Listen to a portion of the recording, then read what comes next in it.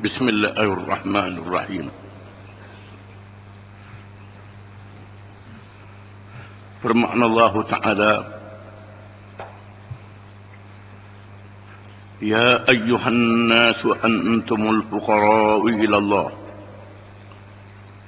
wallahu huwal ghaniyyul hamid. Surah Fatir ayat 15. Artinya, hai manusia,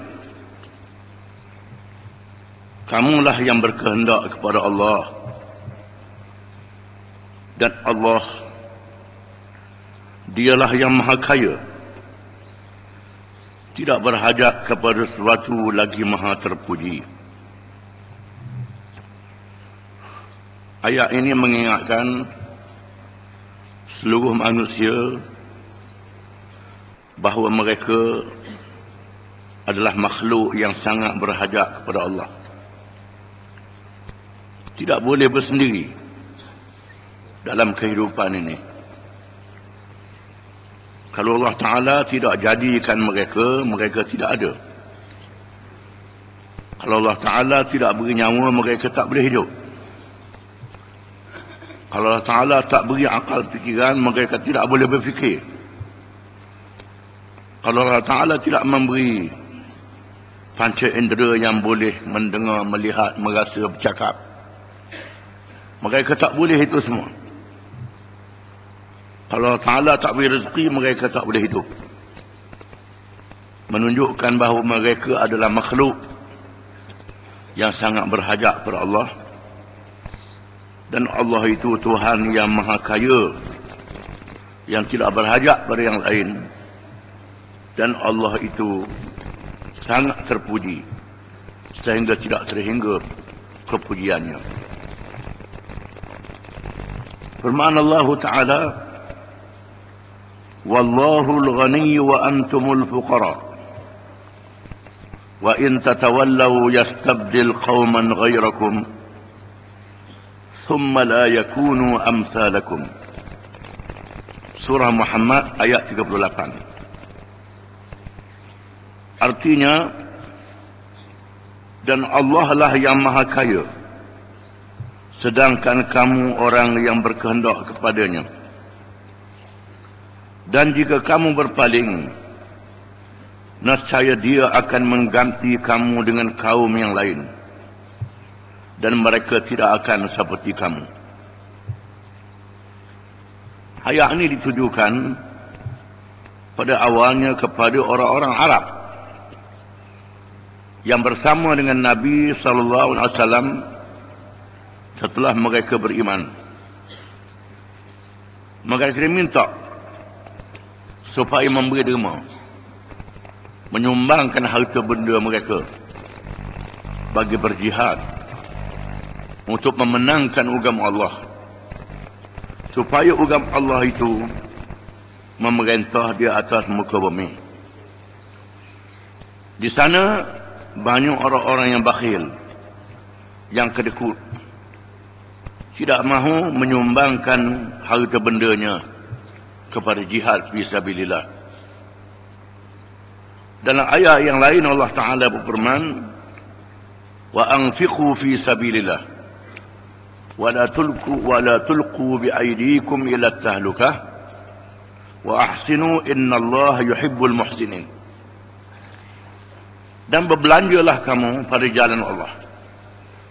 Jangan kamu campur diri kamu ke dalam kebinasaan. Dan berbuat baiklah.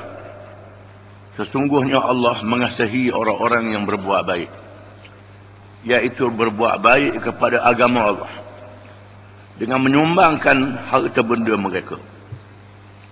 Memang terbukti apabila orang-orang Arab yang sudah memerintah beberapa ratus tahun selepas kerajaan Abbasiyah, ketika negara Islam dalam keadaan yang kaya raya sudah menjadi kebiasaan, orang yang kaya raya ni mengabdikan kepada harta. Sayang nak menyumbangkan harta dia kepada jihad fisabilillah.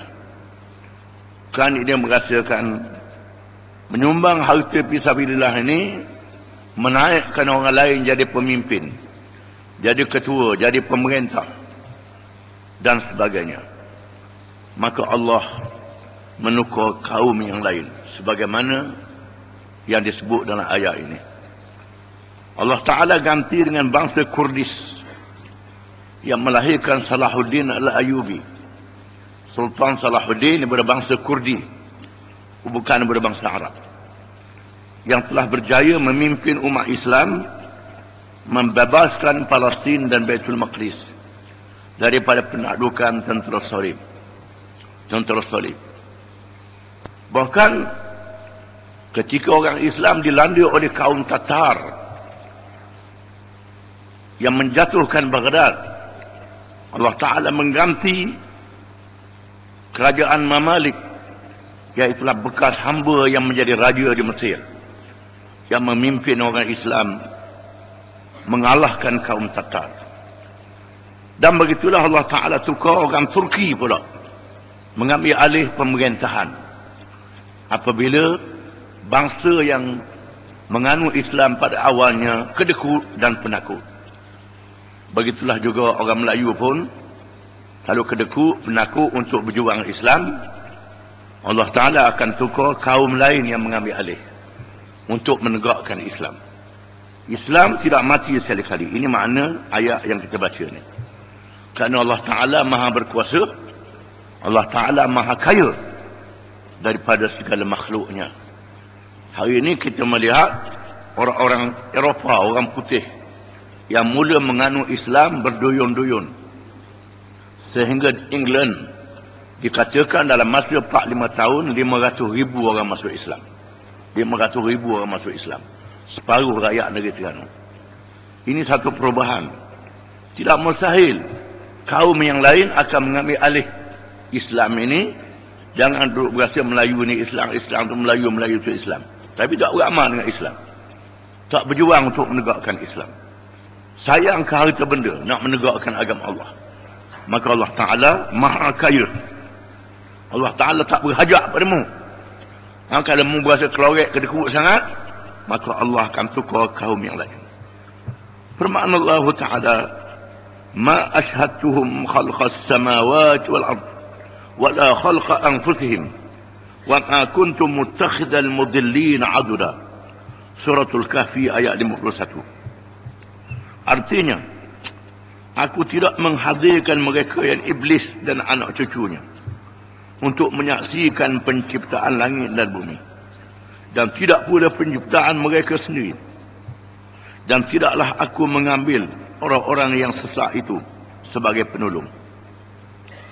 Ayat ini menempelak mereka yang memuja iblis, syaitan, sama ada di kalangan manusia dan jin, yang sesat, yang menyeleweng daripada ajaran Allah Subhanahu wa Ta'ala, lalu meninggalkan beribadat kepada Allah, meninggalkan hukum dan syariat Allah Ta'ala. Allah Ta'ala menyatakan bahawa semua makhluk-makhluk yang jahat itu tidak menyaksikan ketika Allah menjadikan langit dan bumi. Bahkan mereka tak sedar mereka juga dijadikan oleh Allah. Bukan tak sedar, lupa. Lupa mereka semua dijadikan oleh Allah Subhanahu wa Ta'ala. Diri mereka dijadikan oleh Allah. Pemimpin, pemerintah, raja, menteri, presiden yang tidak ikut syariat Allah Ta'ala tidak menyaksikan ketika Allah menjadikan diri mereka sendiri. Dan Allah mengatakan, wa ma kuntum muttakhidal mudillin aduda, dan tidaklah aku mengambil orang-orang yang sesat itu sebagai penolong. Allah Ta'ala tidak menjadikan orang-orang yang sesat sebagai penolong Allah ke jalan yang benar. Oleh kerana itu, jangan ikut orang yang salah ini, kerana mereka tidak direstui oleh Allah. Mereka tidak diberi hidayah oleh Allah. Walaupun tengok mereka ni kaya, kuat, gagah, berkuasa, mereka tidak mendapat dukungan daripada Allah Ta'ala. Mereka akan menuju ke neraka. Kalau ikut mereka, jawab dia perlu ikut sama dalam neraka. Allah Ta'ala memberi amaran, jangan ikut iblis, dan bala tentera iblis di kalangan manusia dan jin. Alladhi yuwaswisu fi sudurin nas min al-jinnati wan nas. Yang mengelirukan manusia ialah di kalangan jin dan manusia. Disebut dalam Quran. Yang mewaswaskan, yang meragu-ragukan hati manusia terdiri dari kalangan jin dan manusia. Di mana mereka yang sesat ini, Allah Ta'ala tidak menjadikan mereka sebagai penolong bagi menegakkan agama Allah, menunjukkan mereka adalah orang-orang yang tidak benar. Sabda Rasulullah sallallahu alaihi wasallam daripada Allah Subhanahu wa Ta'ala, yakni ini hadis qudsi. Hadis qudsi ini bukan ayat Quran, iaitulah firman Allah Ta'ala yang diucapkan oleh Nabi sallallahu alaihi wasallam, bukannya ucapan daripada Allah Ta'ala. Adapun Quran, makna dan ucapannya daripada Allah.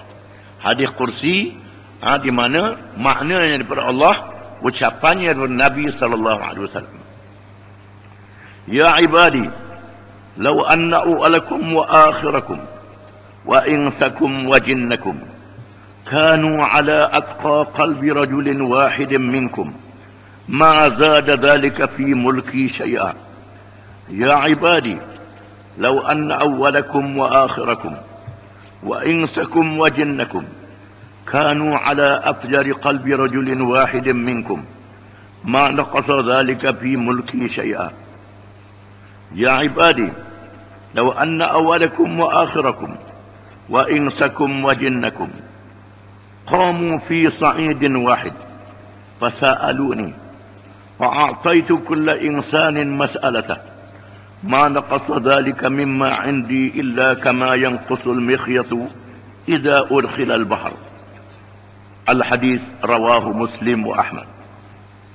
Artinya, wahai hamba-hambaku, kalaulah yang awal dan yang akhir kamu semua di kalangan manusia dan jin menjadi orang yang paling bertakwa, yang demikian itu tidaklah menambahkan kerajaanku sedikit pun. Wahai hamba-hambaku, kalaulah yang awal dan yang akhir kamu semua di kalangan manusia dan jin menjadi orang yang paling jahat, yang demikian itu tidaklah mengurangkan kerajaanku sedikit pun. Wahai hamba-hambaku, kalaulah yang awal dan yang akhir kamu semua di kalangan jin dan manusia semuanya berdiri di satu tempat, lalu mereka meminta padaku, lalu aku berikan kepada tiap-tiap manusia itu dan jin itu apa yang dimintanya, nescaya tidak mengurangkan apa yang ada di sisiku, kecuali seperti jarum yang dicelup ke laut dapat mengurangkan air laut itu. Hadis ini menyatakan kebesaran Allah dan kayanya Allah, ketuhanan Allah. Kalau sekiranya seluruh manusia bermula dari manusia yang pertama Adam sehingga manusia yang paling akhir sekali mati pada hari kiamat, dihimpunkan semua, dan jin yang pertama bapak segala jin dengan jin yang paling akhir sekali mati ketika berlakunya kiamat, dihimpunkan semua mereka taat kepada Allah Ta'ala, menjadi orang yang paling bertakwa, tidak menambahkan kerajaan Allah sedikit pun. Macam tu dah. Kalau sekiranya semua jin dan manusia tadi, hak yang mula-mula dijadikan dan yang akhir sekali mati ketika berlakunya kiamat, berhimpun di dalam alam ini, pakak lawan Allah Ta'ala belaka, seorang pun tak beriman, kafir habis, tidak mengurangkan kerajaan Allah sedikit pun.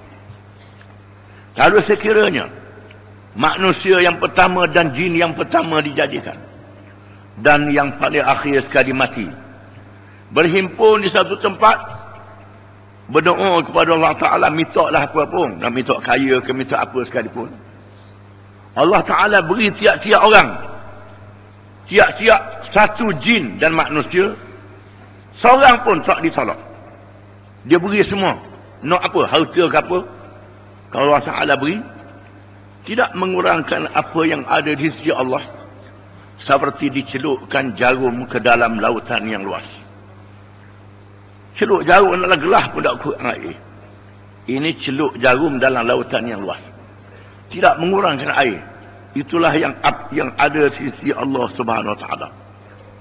Nas-nas yang tersebut di atas menyatakan sifat qiyamuhu ta'ala binafsih, yakni berdiri dengan sendiri, istighna'uhu an ghairih, terkaya daripada yang lain, bahkan yang lain pula berhajat kepadanya. Menandakan Allah Ta'ala itu berdiri dengan sendiri. Tidak ada siapa yang menjadikan Allah, tak ada siapa yang beri kepada Allah Ta'ala. Allah Ta'ala bersendiri. Dan Allah Ta'ala itu tidak berhajat kepada yang lain.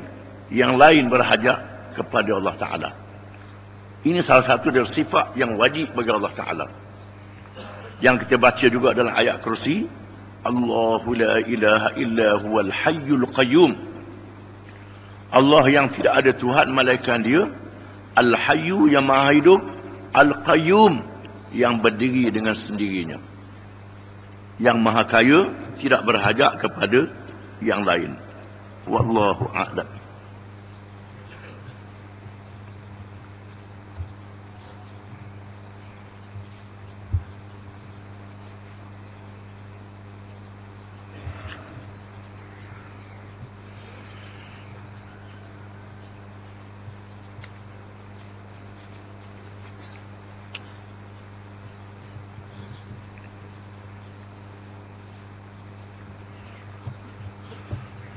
Bismillahirrahmanirrahim.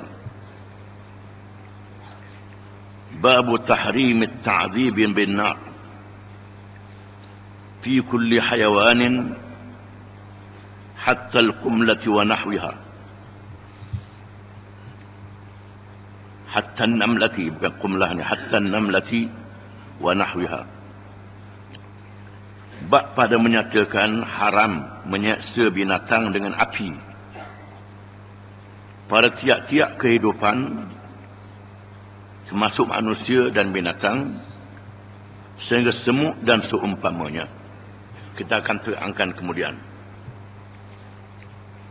Hadis yang pertama, an Abi Hurairah radhiyallahu anhu qala, ba'athana Rasulullah sallallahu alaihi wasallam fi ba'sin, فقال إن وجدتم فلانا وفلانا لرجلين من قريش سماهما فأحرقوهما بالنار.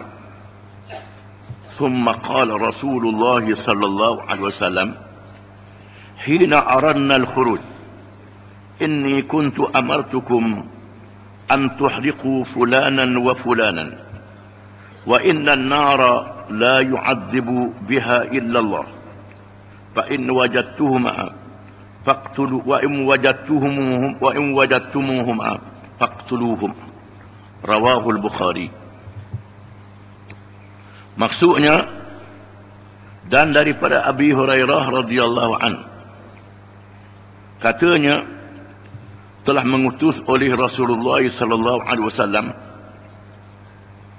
telah mengutus kami oleh Rasulullah sallam dalam satu pasukan tentera. Lalu baginda SAW bersabda, jika sekiranya kamu bertemu dan dapat menangkap Sianu dan Sianu, dua orang di kalangan Quraisy, orang kafir Quraisy Mekah, yang dinamakan keduanya, maka bakarkan keduanya dengan api. Kemudian sabda Rasulullah SAW ketika kami hendak keluar menuju ke tempat yang diarah, sesungguhnya aku telah memerintah kamu supaya kamu membakar Sianu dan Sianu, dan sesungguhnya api tidak boleh mengazabkan dengannya malaikat Allah. Maka jika kamu bertemu dengan keduanya, maka bunuhlah keduanya. Hadis Bukhari. Hadis ini menunjukkan haram kita membunuh manusia dengan bakar. Bermula dengan Nabi SAW sangat murka kepada dua orang pemimpin Quraisy yang sangat jahat di zaman jahiliyah. Nabi bersabda, kalau berjumpa dengan orang dua orang ni, kamu tangkap. Kalau boleh tangkap, bakar api dua orang ni, jahat sangat. Kemudian bila kami nak keluar ke tempat yang diarah, Nabi bersabda, tadi aku arah kamu supaya kamu bakar dengan api. Sekarang aku nak beritahu, api tak boleh digunakan untuk mengazab orang, melainkan Tuhan saja. Maka kamu bunuh keduanya. Ada ini menunjukkan bahawa haram kita membunuh manusia dengan bakar, dengan api. Berhubung dengan ini terdapat kekhilafan di kalangan para ulama. Apabila Abu Bakar radhiyallahu anhu dan mengizinkan penglimanya Khalid bin Walid radhiyallahu anhu membakar beberapa orang yang murtad, Abu Bakar telah membenarkan Khalid membakar orang yang murtad. Hadis ini melarang bakar manusia. Bagaimana Abu Bakar boleh mengizin dibakar dengan api ketika memerangi orang murtad? Dan bagaimana juga Khalid bin Walid, penglima yang terkenal, juga pernah membakar orang yang murtad. Dalam satu peristiwa yang lain, Sayyidina Ali karramallahu wajhah telah menghukum bakar golongan zanadiqah, golongan kafir zandid yang menafikan agama. Apabila Sayyidina Ali menyampaikan ucapan yang terkenal, inni qad ra'aitul amra amran munkara fa ajjadtu nari wa da'awtu qambara. Sayyidina Ali kata, sesungguhnya aku melihat perkara yang sangat mungkar, lalu aku memerintahkan Qambar, penglima aku, membakar orang yang melakukan kemungkaran itu, bakar api. Mengikut Ibn Qayyim dalam Turuq Hukumiyah, ini termasuk dalam perkara yang dikenali dengan siasah syar'iyah. Siasah syar'iyah iaitulah satu pelaksanaan hukum syarak yang berkait dengan strategi politik pemerintahan. Apabila orang yang mengerjakan mungkar itu terlalu berani sangat, dipancung dia suka je. Kita pancung dia suka je. Dia ejek, dia buat main-main. Hukuman yang bunuh tidak menggerunkan dia. Maka ulama mengizinkan hukum dibakar dengan api untuk menggerunkan mereka yang sangat keras. Ini pengecualian daripada hadis yang kita baca ni. Di sana ada kaedah-kaedah syarak yang dikenali dengan siasah syariah, yang dilakukan oleh Abu Bakar. Abu Bakar ni seorang sahabat yang dijanji syurga oleh Nabi SAW. Sayyidina Ali begitu juga. Khalid bin Walid, penglima yang dilantik oleh Sayyidina Abu Bakar As-Siddiq radhiyallahu anhu. Itu termasuk dalam siasah syariah. Dengan sebab itu, kita nak menyatakan hukum syarak, kena tahu ilmu tafsir, kena tahu ilmu hadis, dan kena tahu juga ilmu usul, kaedah-kaedah usul, dan ilmu yang berkait dengan siasah syariah. Siasah syariah. Kadang-kadang kita melihat fatwa para ulama berbeza di antara satu tempat dengan satu tempat yang lain. Bahkan Abu Bakar dan Umar berbeza dalam beberapa tindakan dia kerana suasana dan keadaan yang berbeza. Hadis yang kedua, wa Ali bin Mas'ud radhiyallahu anhu qala, kunna ma'a Rasulillah sallallahu alaihi wasallam fi safarin fantalaqa li hajatihi fara'ayna humratan ma'aha farkhani فأخذنا فرخيهما فجاءت الحمرة تعرش فجاء النبي صلى الله عليه وسلم فقال من فجع هذه بولدها ردوها ولدها إليها ردوا ولدها إليها ورأى قرية نمد قد حرقناها فقال من حرق هذه قلنا نحن قال إنه لا ينبغي أن يعذب بالنار إلا رب النار Rawahu Abu Dawud bi isnadin sahih. Maksudnya, dan daripada Ibn Mas'ud radhiyallahu anhu, katanya, adalah kami bersama dengan Rasulullah SAW dalam satu perjalanan. Lalu dia menunaikan hajatnya. Nabi keluar untuk menunaikan hajat. Tak disebut boleh jadi buang air. Maka kami bertemu dengan seekor burung yang kecil. Bersama dengannya anaknya. Maka kami menangkap kedua anak burung. Bersama dengannya dua anak. Lalu kami mengambil dua anak burung itu. Maka burung itu datang dalam keadaan mengebas-ngebaskan sayapnya.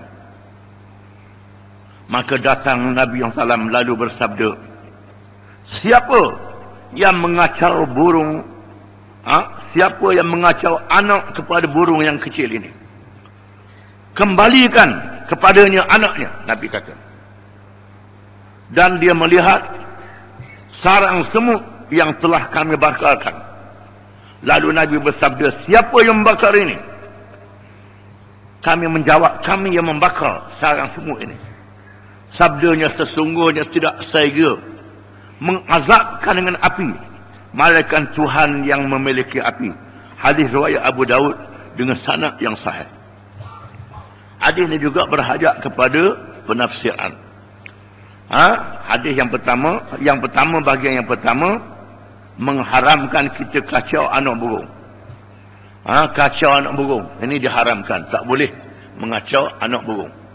Tak dibenarkan kerana menyakiti ibu dia. Ambil anak burung menyebabkan ibu dia disakiti, tak boleh. Kecuali kerana kegunaan. Umpamanya ada burung yang digunakan untuk memburu binatang. Ada faedah dia. Bukan kerana nak buat main-main. Itu tidak boleh. Kecuali ada manfaat. Kita dibenarkan mengambil manfaat daripada binatang. Seperti anjing yang digunakan untuk berburu rimau bintang. Digunakan untuk berburu. Negeri Arab orang buru rimau bintang. Negeri kita tak ada. Dia ambil anak, dia pera, digunakan untuk memburu. Begitu juga elang digunakan untuk memburu. Elang dipera daripada kecil lagi, diajar dan boleh buat memburu. Dan mengikut hukum syarak, anjing, elang, rimau bintang yang diajar, kalau dia takak binatang itu, kita tak ada sembelih, boleh makan binatang yang diburu itu. Ini mengikut hukum syarak, mengikut hukum Quran dan hukum yang diajar oleh Nabi SAW. Cuma kita jenis dak buru, tak tahu kala, berasa pelik. Macam mana makan binatang tak sembelih ni? Itu dibenarkan oleh syarak. Syarak mengizinkan. Tak apa. Termasuklah memanah. Kita panah binatang tu mati. Boleh tak ada sembelih, boleh makan binatang buruan. Dengan syarat binatang tu binatang buruan, bukan binatang hak jinak. Ambil lembing, tikaan lembu pakai makan tu tak boleh. Itu binatang buruan saja. Dan termasuklah ulama mengatakan senapang yang digunakan pada hari ini. Senapang yang digunakan pada hari ini, kita tembak rusa ke, kijang ke, tak ada sembelih, mati. Boleh makan. Kerana senapang yang ada pada hari ini menembusi jasad binatang itu. Ada pun senapang yang disebut dalam kitab fiqh tak boleh makan tu, senapang peluru tanah, senapang nak dulu. Kitab tu dikarang tahun 1600. Tahun 1000 berapa ratus tak tahulah. Kitab tu masa tu tak ada lagi senapang yang menggunakan senjata yang peluru yang menembusi. Kerana di sana ada hadis yang mengatakan bahawa Adi bin Hatim bertanya ke Nabi SAW, dia melontar dengan tongkat dia, lembing dia, binatang buruan. Dia orang yang berburu macam mana? Rasulullah kata, kalau kena batang dia, mampu tak boleh makan. Kalau kena ujung dia, melukakan dia, boleh makan. Itu hukum syarak. Kecuali, begitulah juga kita tembak, lepas tu temu, dah lagak. Usaha ke kijaan ke, setelah kita tembak. Berjumpa dalam hutang, berjumpa selagi dia tak busung. Selagi tak busung, dan selagi kepala dia tak terselang dalam air. Kecuali terselam dalam air. Boleh jadi dia mati lemah, bukannya sebab senjata kita. Maka tak boleh dimakan. Itu mengikut hukum syarak. Termasuklah binatang yang digunakan untuk berburu. Ini disebut dalam Quran, disebut dalam hadis Nabi SAW. Dibolehkan. Jadi kalau ambil kerana tujuan, tak apa. Ambil anak beru, ambil anak kera. Tujuan nak suruh naiknya. Kerana ada tujuan, ada matlamat. Itu diizinkan oleh syarak. Yang kedua, membakar sarang semut. Bakar sarang semut. Hadis ni mengharamkan kita bakar semut dan apa saja dengan api. Para ulama mengecualikan. Di sana ada binatang-binatang yang kita tak boleh nak bunuh dia malaikat dengan api. Macam terbuang dia katuk sarang dia jawab, dia boleh nyakit lah. Kena dengan api lah. Itu dibenarkan. Ini termasuk juga dalam siasah syariah yang kita kena faham. Termasuklah semut gata nak kutik sekor-sekor. Zaman dulu tak ada lagi alat yang membunuh semuanya. Itu tak boleh. Dan di sana ini ada hadis yang lain. Hadis yang lain yang menceritakan syariat Nabi zaman dulu. Syariat Nabi zaman dulu menjadi syariat pada kita. Ini dapat perbincangan. Ada ulama mengatakan boleh jadi syariat kita juga kalau tak ada nas. Ada ulama mengatakan boleh, tak boleh jadi. Jadi kebanyakan tengoklah kalau yang terpaksa kita boleh jadikan syariat kita juga. Dalam hadis yang lain yang diriwayatkan oleh Imam Bukhari, seorang nabi zaman dulu, dia berjalan dan dia melihat negeri yang dibinasakan oleh Allah Ta'ala. Penduduk negeri itu derhaka. Macam negeri kaum Ad, negeri kaum Samud. Dibinasakan oleh Allah Ta'ala, turun bala.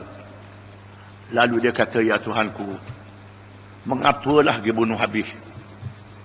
Di kalangan mereka ni ada budak-budak, ada orang puang, ada orang yang uzur, yang tak bersalah, yang dipaksa. Tuhan turun bala, habis. Lalu Nabi tu berhenti, satu tempat, tidur. Nabi dia tidur. Yang ketik dia seremuk sekor. Seremuk sekor ketik Nabi ni. Lalu Nabi pun fikah bangun. Ambil api, cucu habis sarang semut. Tuhan kata, wahai Rasul, wahai Nabiku, sekor je semut ketikmu sabar bunuh habis. Pasal apa mu dah ikat sekor tu? Tuhan kata ke Nabi tu. Lalu Nabi tu tak kata-kata. Padahal carilah ketikmu tu. Cari ketik tu, bunuh sekor tu. Ni ambil api bakar habis sesarang tu. Tuhan kata itulah juga aku. Maknanya yang buat salah tu maka terimalah azab dunia dan azab akhirat. Adapun yang tak bersalah, Tuhan ampunkan dosa dia. Tuhan tinggikan martabat dia. Bila di hari akhirat kelak, walaupun dia kena bala. Bila Tuhan turun bala semua. Orang yang baik pun kena juga bala tu. Orang yang baik dengan bala bencana boleh pahala dengan sabarnya. Dan orang yang mungkar jadi seksa dunia dan seksa akhirat. Ulama mengatakan Nabi yang membakar tu mengikut syariat dia boleh bakar. Kerana semut yang menyakiti. Di sini kita boleh membakar semut yang menyakiti. Macam semut gata yang bisa. Semut yang bisa nak bunuh seekor tak boleh. Kena begitu caranya kalau dia mengancam rumah kita. Yang jadi salah ni semut sekadar ambil makanan dia. Sekadar tu saja. Pergi cucu api. Pilih-pilihlah binatang-binatang yang tertentu. Bukan semua binatang boleh kita buat begitu belaka. Itu mengikut keadaan-keadaan yang berbeza. Wallahu a'lam.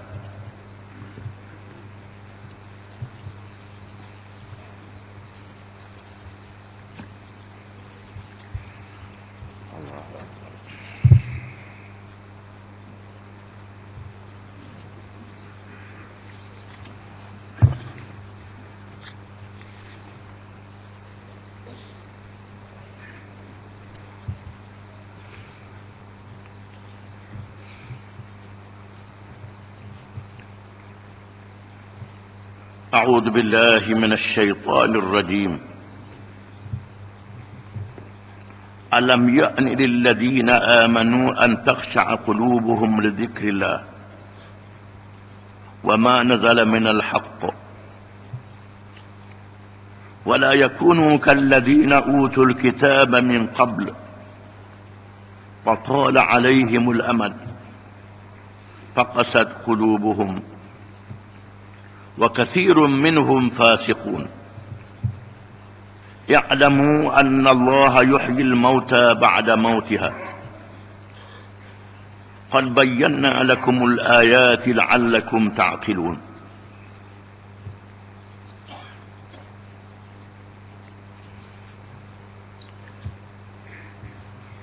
Maksudnya,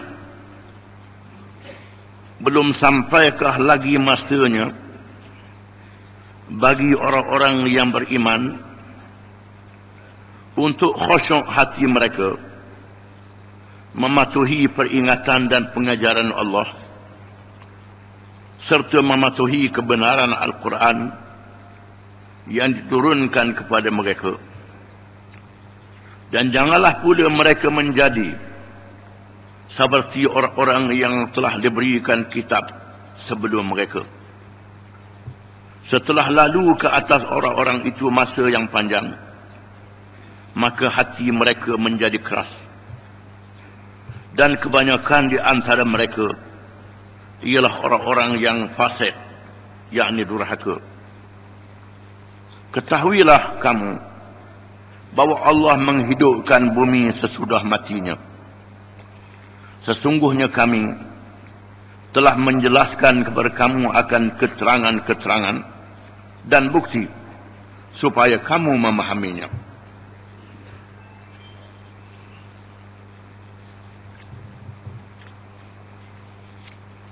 Para ulama berkhilaf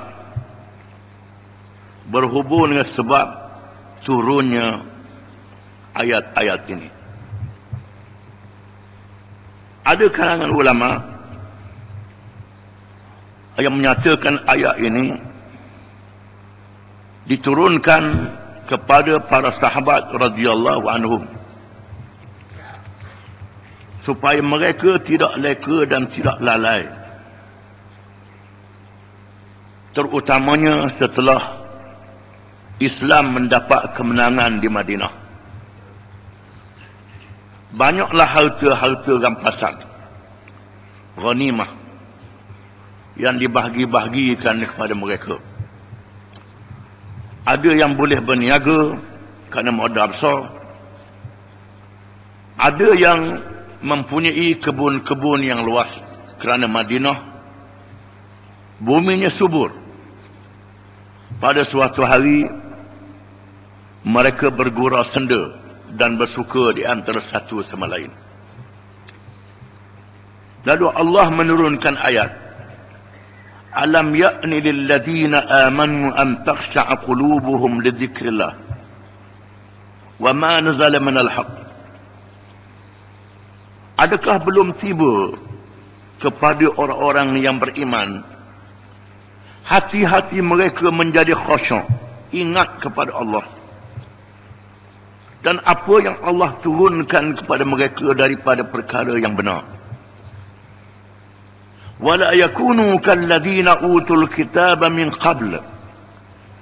Dan janganlah mereka jadi seperti golongan yang diberi kitab di kalangan umat yang terdahulu, yakni orang-orang Yahudi dan orang-orang Nasrani yang menerima Taurat dan Injil. Fatal alaihimul amad, lalu panjang masa kepada mereka. Faqasat qulubuhum, maka hati-hati mereka menjadi keras. Wa katsirun minhum fasiqun, dan kebanyakan mereka adalah orang-orang yang fasik. Sepatutnya bila mereka mendengar ayat-ayat Allah, mereka menjadi takut dan ingatkan hari akhirat. Di samping ingat kepada Allah Subhanahu wa taala, jangan duduk bergalak saja, bergembira saja. Kena ingat Allah Tuhan mereka bukan tak boleh suka langsung. Ada masa suka, tetapi suka sehingga menjadi lalai, leka, terutamanya siapa tak semayang, tak menunaikan yang wajib. Dahlah sunat tak buat, yang wajib ditinggalkan pula. Sepatutnya mereka khusyuk Ingat kepada Allah yang menjadikan mereka, yang mengurniakan rezeki kepada mereka. Dan ingatkan Quran yang paling benar yang diturunkan kepada mereka, menjadi petunjuk pada mereka. Al-Qurtubi meriwayatkan di dalam tafsirnya, ayat ini telah menyediakan dua orang ulama besar dalam Islam, yaitu Abdullah bin Al-Mubarak dan Al-Fudil bin Iyad. Abdullah bin Al-Mubarak Amirul Mukminin dalam ilmu hadis. Fudil bin Iyad seorang ulama alim tasawuf yang terkenal, yang duduk di Mekah. Dua orang ni satu masa. Mengikut Al-Qurtubi ditulis dalam tafsir dia, Abdullah bin Mubarak ni asalnya seorang alim muzik. Duduk main biola je, main muzik. Dia seorang alim muzik, suka menyanyi. Pada satu malam dia nak menyanyi, dia nak main muzik dan nak menyanyi. Tiba-tiba tali gatal dia tak bunyi. Tak bunyi. Tuhan jadikan tak bunyi tali gatal dia. Nak jadi sedar dia. Padahal dia seorang yang mahir bermain alat muzik. Tengah makan, kebetulan musim buah. Suka-suka dia pun nak main muzik. Alat muzik dia tak bunyi. Dan dia mendengar firman Allah Ta'ala yang dibaca ni. Alam ya'ni lilladhina amanu an takhsha'a qulubuhum li dzikrillah wa ma nazala minal haqq. Adakah belum tiba lagi orang yang beriman itu hati mereka menjadi khusyuk, yakni menjadi rendah diri, tunduk, takut pada Allah. Dan bila mendengar ayat-ayat Allah, mereka menjadi lebih takut lagi. Belum tiba lagi. Bila dengar ayat ni menjadi keinsapan kepada dia, lalu dia pun pecah alat muzik dia. Dia ketuh, putus tadi-tadi itu, dan belajar agama menjadi seorang alim yang terkenal, yang berjihad dengan lidahnya, berjihad dengan kalamnya, dan berjihad dengan senjatanya. Allah bin Mubarak. Dan dikenali dengan Amirul Mukminin fil hadis, iaitulah raja orang Islam dalam ilmu hadis. Sehingga dia menjadi seorang yang dihormati, digelar Amirul Mukminin dalam ilmu hadis, kerana dia pergi ke Madinah bersama dengan kebetulan Harun al-Rashid, Khalifah Islam Abbasiyah juga pergi ke Madinah.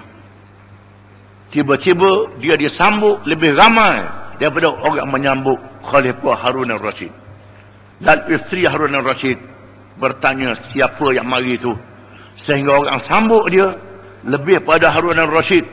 Termasuklah Imam Malik bin Anas, Imam Darul Hijrah, guru pada Imam Syafi'i, menyambut Abdullah bin Al-Mubarak, sehingga Imam Malik turun dari kuda dia, berjalan kaki menyambut Abdullah bin Mubarak. Lalu Zubaidah, permaisuri Harun al-Rashid, berkata, anta Amirul Mukminin, engkaulah yang menjadi raja kepada orang beriman. Setelah itu dia digelar dengan Amirul Mukminin fil hadis, Amir Mukminin dalam ilmu hadis. Itu Abdullah bin Mubarak. Adapun Fudil bin Iyad, seorang pemuda yang hidup dalam keadaan yang bebas. Lalu dia berkenan kepada seorang wanita, seorang perempuan, hamba yang cantik. Lalu hamba tu beri janji kepada dia nak jumpa untuk mengerjakan maksiat. Sampai masa dia nak buat maksiat, khabak dinding, nak khabak naik rumah, buat maksiat, tiba-tiba mendengar orang baca ayat ni. Lalu dia terjatuh dan undur ke belakang. Lalu dia pergi tempat orang ramai duduk mengaji. Lalu orang ramai kata, peropok mari dah. Menunjukkan jahatnya orang panggil peropok dia. Peropok mari dah. Dia kata, bukan aku nak meropok, aku nak bertaubat. Dia kata, nak bertaubat kerana aku sedar dan insaf. Jadi ayat ini menyedarkan orang-orang yang Tuhan beri iman dalam diri mereka. Adakah belum tiba orang yang beriman itu rasa khusyuk, rasa takut gerun hati mereka bila menyebut Allah dan bila mendengar Al-Quran yang dibacakan kepada mereka? Setengah ulama menyatakan ayat ini diturunkan kepada golongan munafik di zaman Nabi SAW. yang suka mempersenda-sendakan ayat Quran di belakang. Golongan ini mari ke masjid, datang ke masjid, dan Nabi tahu mereka. Allah Ta'ala menurunkan ayat-ayat Quran, mendedahkan perangai-perangai mereka. Di antara perangai mereka, bila nampak Islam kalah, dia suka.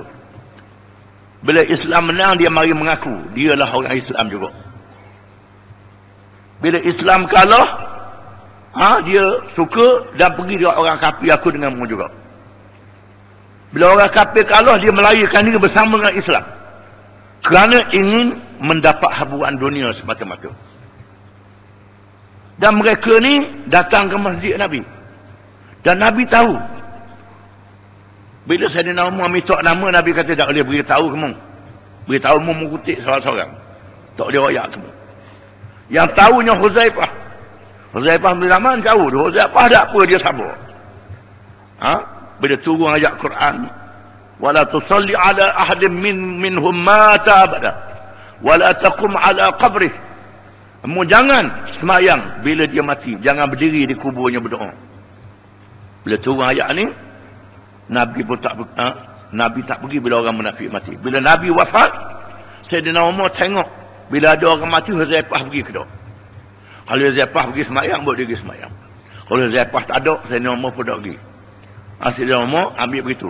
Dan Sayyidina Umar tanya Huzaifah, aku masuk tak nama? Dia tak tanya siapa-siapa dia. Nama aku ada tak dekat orang munafik. Dia takut dia masuk juga ke orang munafik. Itu menunjukkan bahawa betapa khusyuknya hati dia. Dan Abdullah bin Ubay, anak Abdullah minta izin dengan Nabi nak bunuh ayah dia, nak bawa kepala tunjuk depan Nabi, kerana jahat sangat ayah dia, pemimpin munafik. Mari ke masjid, datang ke masjid. Bila Nabi masuk masjid, Nabi siapa dah? Beritahu ke orang Rasulullah sudah tiba. Seolah-olah dialah yang paling kuat sekali. Dia paling kuat sekali. Bila takbir, dia paling kuat sekali takbir. Nak tunjuk depan Nabi, tapi hati dia tak percaya pada Islam. Tuhan kata, alam ya'ni lilladzina amanu an takhsha'a qulubuhum li dzikrillah. Adakah belum tiba kepada orang-orang yang beriman pada zahirnya? Kerana orang munafik hati dia tidak beriman. Maka ulama yang menentukan sebab nuzul ayat ini kepada orang munafik, Tuhan mengatakan yang beriman pada zahirnya, yang mengaku dia beriman, dia percaya, belum tiba lagi hati dia takut kepada Allah. Bila ingat kepada Allah, Allah Ta'ala tahu apa yang dia buat. Allah Ta'ala tahu dia mempermain-mainkan ayat Quran. Setelah turunnya ayat Quran, mereka dengar Quran, belum tiba lagi kepada mereka untuk sedar. Dan mengikut pendapat yang ketika ayat ini ditujukan kepada golongan ahli kitab, iaitulah orang-orang Yahudi dan orang-orang Nasrani, yang tahu berkenaan dengan nabi-nabi dan rasul-rasul. Orang-orang Yahudi laknatullah, bila mari Nabi Isa alaihi salam, mereka menentang Nabi Isa. Bahkan mereka bermuafakat dengan raja mereka untuk membunuh Nabi Isa alaihi salam. Hanya segelintir saja, sedikit saja di kalangan orang-orang Yahudi yang beriman dengan Nabi Isa alaihi salam, yang kebanyakannya bersekongkol dengan kerajaan di masa itu, bersama dengan Raja Herodos. Setelah membunuh Nabi Zakaria, membunuh Nabi Yahya, mereka nak bunuh pula Nabi Isa. Allah Ta'ala angkat Nabi Isa ke langit, dan Nabi Isa akan diturunkan di akhir zaman untuk melaksanakan syariat Muhammad bersama dengan umat Islam sebelum berlakunya kiamat. Orang Islam percaya, kena percaya, dan setengah orang Kristian juga percaya dalam perkara ini. Maka sebahagian sahaja daripada kaum Bani Israel yang beriman dengan Nabi Isa, setelah Nabi Isa diangkat, sahabat-sahabat yang setia ditangkap, dibunuh dan diseksa. Hanya segelintir saja yang mengasingkan diri menunggu kelahiran Nabi Muhammad sallallahu alaihi wasallam, kerana mereka tahu akan zahir Nabi akhir zaman. alladzina atainahumul kitab ya'rifunahu kama ya'rifuna abna'ahum wa inna fariqan minhum la yaktumuna al-haqqa wa hum ya'lamun. Orang-orang yang kami berikan kepada mereka kitab, mereka itu mengenali Nabi Muhammad SAW sebagaimana mereka mengenali anak-anak mereka sendiri, tetapi mereka menyembunyikan. Firman Allah Ta'ala dalam ayat-ayat yang lain, wa idh akhadna mitsaqan nabiyyin lama ataitukum min kitabin wa hikmah thumma ja'akum rasulun musaddiqun lima ma'akum la tu'minun nabiyyi wa la tansurunnah qala aqrartum wa akhadtum ala dhalikum isri qalu aqrarna qala fashhadu wa ana ma'akum minasy syahidin. Dan ingatlah apabila nabi-nabi, khususnya nabi-nabi Bani Israel, berkata kepada umat, kepada pengikut di zaman masing-masing, setelah Allah turunkan kepada mereka kitab dan kebijaksanaan yang diwahyukan oleh Allah kepada Nabi itu, apabila tiba Rasul, yakni Rasul akhir zaman Muhammad sallallahu alaihi wasallam, Rasul ini membenarkan Rasul-Rasul zaman dulu, membenarkan kitab-kitabnya, maka kamu hendaklah beriman dengan Rasul ini, dan kamu juga hendaklah menolong, berjuang walaupun berperang bersama dengan Rasul ini. Nabi itu berkata, berikrarlah kamu semua, berjanji. Lalu semua pengikut Nabi-Nabi itu berikrar di hadapan Nabi masing-masing. Nabi-Nabi mereka berkata, Tuhan menjadi saksi. Bila tiba Nabi Muhammad SAW ke Madinah, tiba-tiba kebanyakan golongan ahli kitab ini tak beriman. Kerana mengaju. Dengan sebab Allah Ta'ala pilih Nabi akhir zaman bukan berkaum mereka. Ini kerana semangat perkauman kuat sangat, kebangsaan kuat sangat. Maruah ke Tuhan. Kerana Tuhan lantik Nabi daripada bangsa mereka, Bani Israel, lantik Nabi daripada orang Arab. Lalu tak beriman kerana semangat kebangsaan doa lalu lawan Tuhan, lawan Allah Ta'ala. Ini Tuhan tunjuk ada orang semangat kebangsaan lebih doa lalu sampai tinggal agama. Ini dilaknat oleh Allah Ta'ala. Sebaliknya, orang-orang Madinah dari kalangan kaum Ansar yang mendengar berita kelahiran Nabi SAW beriman dengan Nabi SAW. Orang Madinah ni kerana mendengar daripada percakapan orang Yahudi yang ramai berhimpun di Madinah, menunjukkan orang Yahudi tahu Madinah ni tempat hijrah Nabi akhir zaman. Mereka tahu bahawa Nabi akhir zaman ni akan dihalau oleh kaum mereka. Orang Yahudi, orang Kristian tahu. Ini terbukti dalam sirah Ibn Hisham dan lain-lain, meriwayatkan bahawa Waraqah bin Naufal, seorang alim ahli kitab di Mekah, sepupu isteri Nabi Khadijah radhiyallahu anha, di mana bila turun wahyu Khadijah tanya Waraqah, apa ni? Suami aku Muhammad telah didatangi oleh seorang yang merupakan dirinya manusia, yang membaca ayat-ayat, dibaca ayat tu. Waraqah kata, suamimu menjadi Rasul. Menjadi Rasul. Lalu Nabi berjumpa dengan Waraqah ketika Waraqah tawaf. Pada masa itu Waraqah sudah buta, tak nampak. Waraqah suruh Nabi cerita. Lalu Nabi pun cerita. Lalu Waraqah kata, innahun namusul akbar alladhi ja'a Musa. Itu malaikat Jibril yang pernah datang wahyu kepada Nabi Musa. Lalu Waraqah kata, engkau akan dihalau oleh kaummu. Kata Waraqah, pemimpin Mekah akan hambatmu, akan halaumu. Nabi kata, adakah aku orang yang tak pernah buat jahat, tak pernah buat zalim, tak pernah buat jahat korang, buat zalim korang, aku dihalau?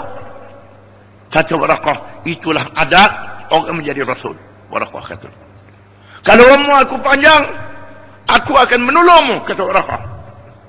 Dan disebut dalam hadis, Nabi bermimpi melihat Waraqah berada dalam syurga. Dia mati.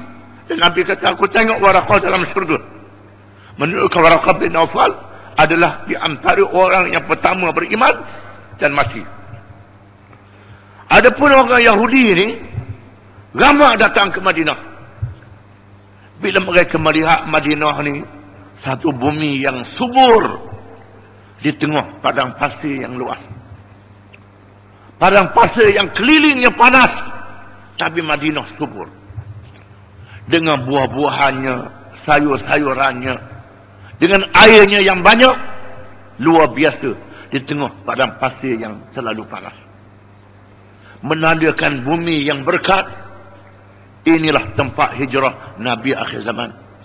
Maka orang Yahudi, Bani Qainuqa, Bani Nadir, Bani Quraidah berhimpun di situ ramai-ramai. Dan ulama-ulama mereka, guru mereka, pemimpin mereka menyampaikan ucapan akan zahir Nabi akhir zaman. Bila mari Nabi ini, ikut dia, beriman kepada dia. Di mana ucapan pemimpin Yahudi didengari oleh orang-orang Madinah. Oleh kerana itulah, orang Madinah sebaik saja ditemui oleh Nabi SAW, terus mereka masuk Islam.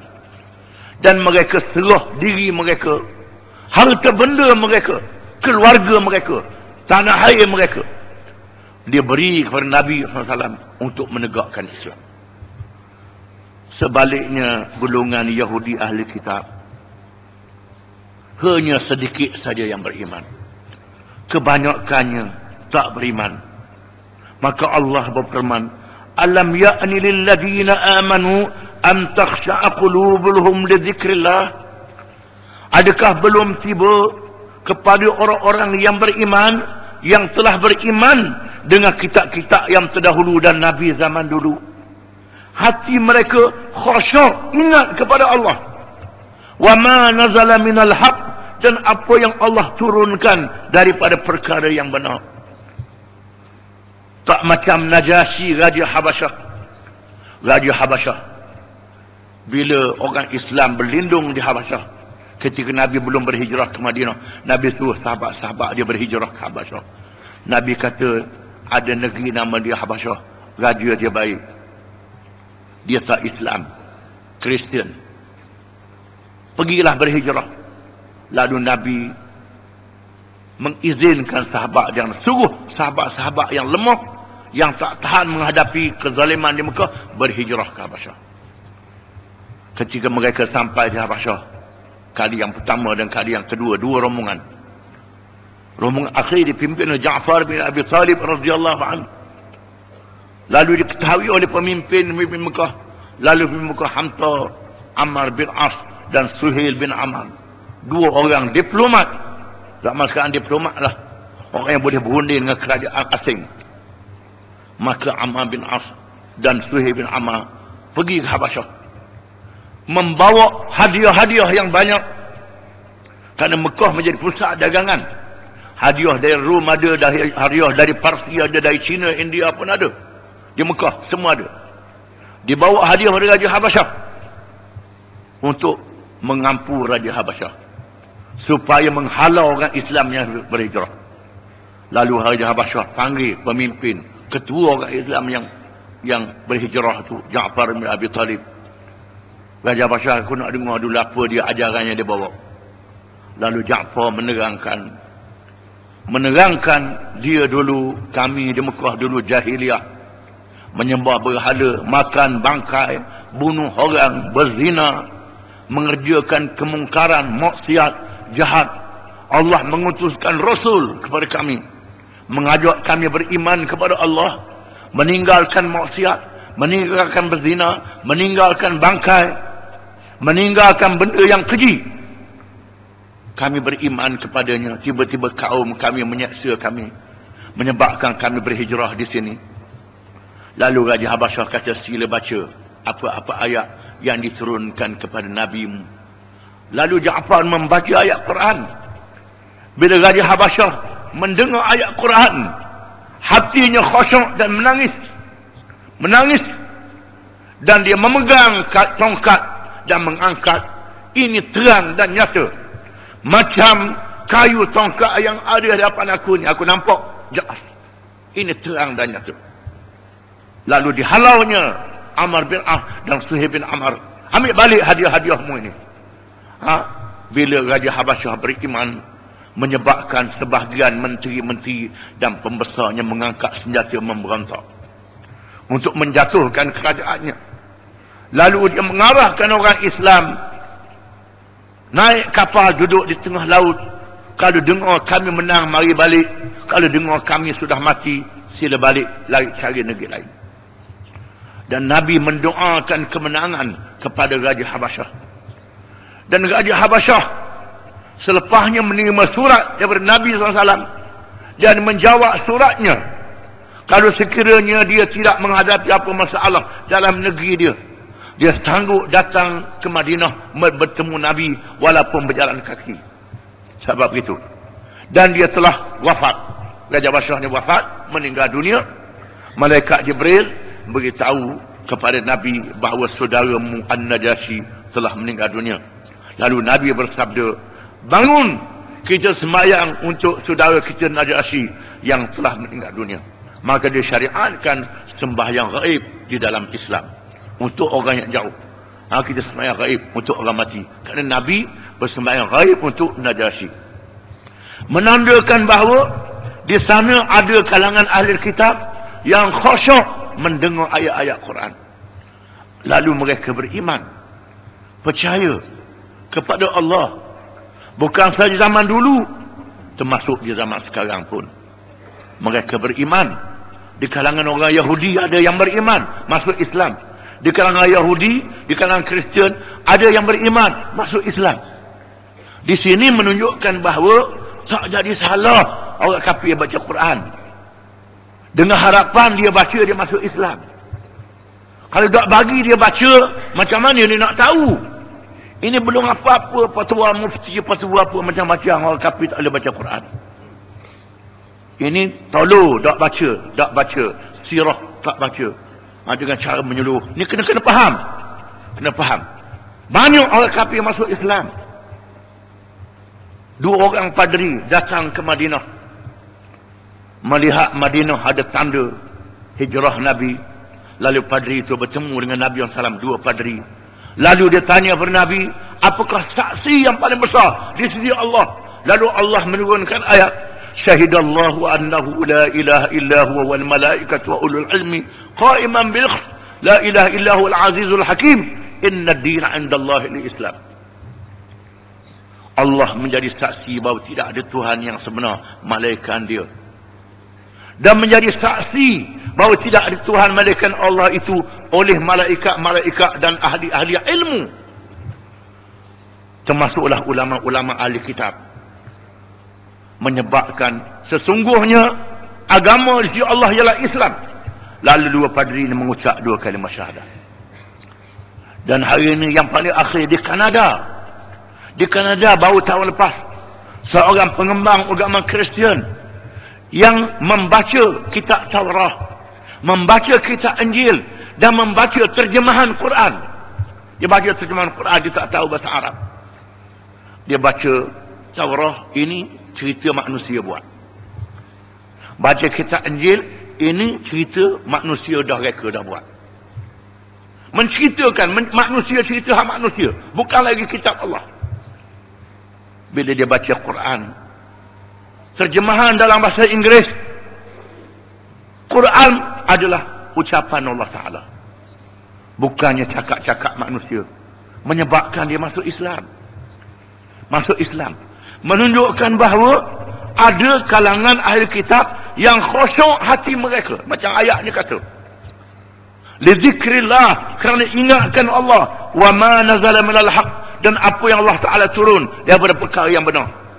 Wala yakunu kalladzina utul kitaba min qabl fatala alaihimul amad faqasat qulubuhum wa katsirun minhum fasiqun. Dan janganlah kamu jadi seperti golongan yang diberi kepada mereka kitab di kalangan umat yang terdahulu, lalu berlalu masa yang panjang, hati-hati mereka menjadi keras, dan kebanyakan mereka adalah orang-orang yang fasik. Bila Nabi dah mati lama, Nabi sudah meninggal dunia, menyebabkan ada di kalangan umat dia yang menyeleweng. Maka kamu umat Islam juga jangan jadi macam golongan umat Nabi zaman dulu. Bila Nabi sudah mati lama, lalu kamu menyeleweng juga. Jangan. Dalam satu hadis Nabi bersabda menafsirkan ayat ini. Hadis jadi tafsir ayat ini. Ma ba'athallahu min nabiyyin qabli illa kana lahu min ummati hawariyun wa ashab ya'khuduna bi sunnatihi wa yaqtaduna bi amrihi thumma innaha takhlufu min ba'dihim khuluf yaquluna ma la yaf'alun wa yaf'aluna ma la yu'marun faman jahadahum biyadihi fahuwa mu'min wa man jahadahum bilisanihi fahuwa mu'min wa man jahadahum biqalbihi fahuwa mu'min wa laysa wara'a dhalika minal imani habbatu khardal. Yang bermaksud tidak ada seseorang Nabi yang Tuhan bangkit lantik di kalangan umat zaman dulu, malaikat Tuhan jadikan di sisi Nabi itu sahabat-sahabat yang ikut taat kepada Nabi dan pengikut-pengikut yang setia kepadanya. Setelah berlalu masa, maka berlakulah kemungkaran di kalangan umat itu. Ada orang yang buat apa yang tak disuruh, yang menyuruh apa yang tak dibuat, tak beramal dengan ajaran Nabi. Ada yang lawan Nabi itu, menyeleweng, yang halal haram, yang haram halal, meninggalkan ajaran dia, meninggalkan hukum dia. Dan ada yang bercakap apa yang tak dibuat, mengajar saja tapi tak buat, mengajar, bersyarah, tafsir, tapi tak buat dan tak berjuang untuk membuatnya. Maka sesiapa yang berjihad menentang kemungkaran itu, kemungkaran ini, dengan tangannya dia beriman. Sesiapa yang berjihad menentang kemungkaran ini, dengan lidahnya dia beriman. Dan sesiapa yang berjihad menentang kemungkaran ini dengan hati dia, dia nak bergerak dengan anggota tak boleh, nak cakap dia tak pandai, maka dia benci dalam hati kemungkaran yang berlaku, dia beriman. Dan tidak ada iman selepas benci dalam hati, walaupun sebesar biji yang halus. Benci dalam hati pun tak ada terhadap penyelewengan yang berlaku, tak ada berasa benci langsung, tak berasa apa, ataupun ikut kemungkaran itu, maka tak ada iman, kata Nabi, walaupun sebesar biji sawi yang halus. Di sini menunjukkan bahawa sakit baki ajaran Nabi itu tak boleh dipadam dan tak boleh dinafikan. Walaupun Nabi tak ada, termasuk dengan kewafatan Nabi Muhammad SAW. Kebanyakan mereka adalah orang-orang yang fasik, yang jahat. Kebanyakannya fasik, sikit saja yang tidak fasik. Ya'lamu anna Allah yuhyil arda ba'da mautiha. Ketahuilah, sesungguhnya Allah menghidupkan bumi selepas matinya. Kalau sekiranya bumi selepas mati, Allah boleh hidupkan bumi yang dilanda kemarau, kemudiannya berlaku pula kebakaran, sehingga pohon dan rumput menjadi abu. Turun hujan, tiba-tiba tumbuh rumput semula dan tumbuh pokok semula. Itulah keberkatan daripada Allah. Begitulah juga Allah Ta'ala jadikan di kalangan umat ada keberkatan. Masih ada lagi yang menghidupkan ajaran Nabi yang tidak mati. Bila mari hujan, hujan ini ialah ilmu yang diturunkan kepada mereka, ilmu yang disampaikan kepada mereka, menyebabkan dia tumbuh balik. Di sinilah Nabi membandingkan ilmu dengan hujan yang turun, dan membandingkan manusia dengan tanah. Ada di kalangan manusia macam tanah yang subur, yang menerima air. Bila hujan turun, lekat air dan tanah menjadi subur, maka tumbuhlah rumput dan tanamannya dengan subur. Dan ada tanah yang keras yang boleh menakung air. Tanah yang keras, bila turun hujan air jadi takung. Orang boleh ambil, burung boleh minum. Boleh minum. Boleh ambil daripada aku air, buat sirang pohon tempat lain. Tanah tu sendiri keras kejung sampai lumuk. Dia sendiri tak ambil pengajaran. Ada orang yang ambil ilmu, tak beramal dengan ilmu dia. Tapi ilmu dia ada faedah juga. Dia karang buku, karang kitab, karang macam-macam. Dia sendiri tak ikut apa yang dia tulis. Tak beramal apa yang dia ajar. Ini jenis manusia yang macam macam batu tanah kerah yang menangkung air, Nabi kata. Dan ada yang batu hampa yang keras, turun air tak melekat. Nak ambil air tak boleh, keras kejung. Ada manusia yang begitu rupa. Dan dalam ayat ini Allah Ta'ala membandingkan mereka yang menerima ajaran Allah laksana bumi yang subur. Walaupun bumi itu sudah mati dengan kemarau, dengan kebakaran, kalau bumi itu subur, bila turun hujan bumi terjadi hidup balik. Begitulah hati-hati yang hidup. Bila sebut nama Allah, takut pada Allah, rasa khusyuk. Bila dengar ayat-ayat Allah, maka dia menjadi lebih mendapat petunjuk, lebih bertakwa dan menjadi orang yang lebih baik. Qad bayyana lakumul ayati la'allakum ta'qilun. Sesungguhnya kami telah terangkan kepada kamu ayat-ayat yang banyak. Mudah-mudahan kamu menjadi orang yang berakal, yang menggunakan akal dengan betul dan mendapat hidayah daripada Allah Ta'ala. Wallahu alam.